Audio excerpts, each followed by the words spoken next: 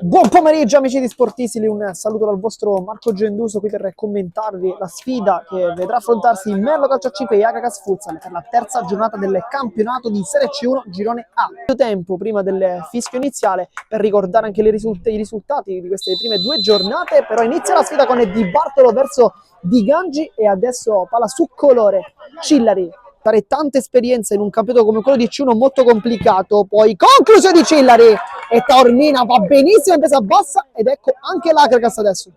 Cillari, Condori bravissimo ancora una volta con un grande lavoro, poi sbaglia il passaggio di Ganci con il destro e poi super Taormina che alza sopra la traversa. Questo però è un miracolo da parte di Cesare Taormina.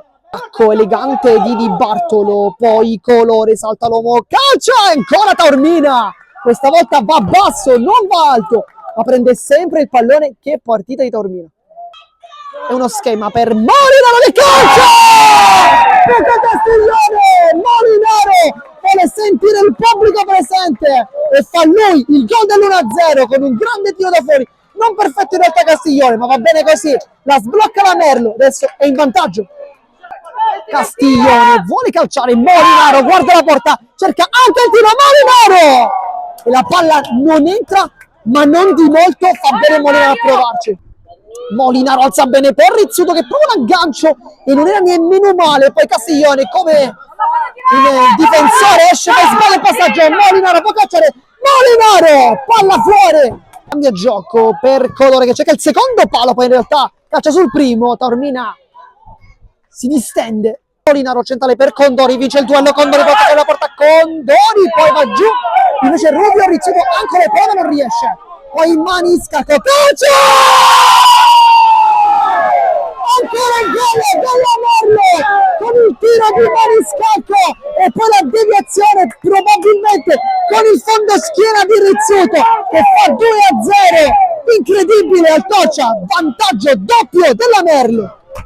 Allarga Ruvio, c'è l'inserimento delle 10, lui preferisce però cambiare gioco direttamente da Di Bartolo, elastico, Mancino! Di Bartolo, non c'era lo spazio, lui se l'è creato, ha inventato e ha trovato il gol del 2-1, l'ha riaperta subito l'Acagas. Di Bartolo ancora Taormina e poi Ruvio la spinge in porta da due passi, è durato pochissimo il doppio vantaggio della Merlo con questo pareggio di Ruvio dopo il tiro di punta di Bartolo.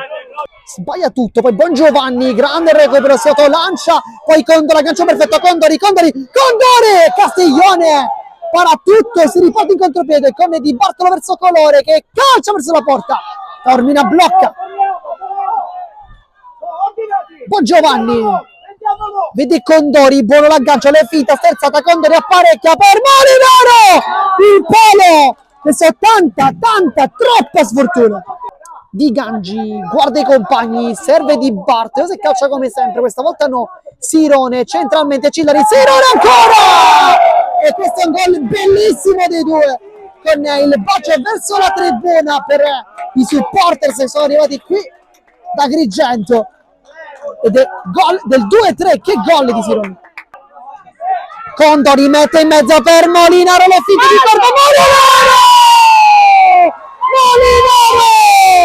Doppietta personale, finta da urlo, di corpo, batte Castiglione, poi i crampi anche, mette a risultato per Molinaro, lo può servire ancora, Molinaro perde e la palla va fuori, ma che rischio per l'Acagas, che azione invece della Merlo.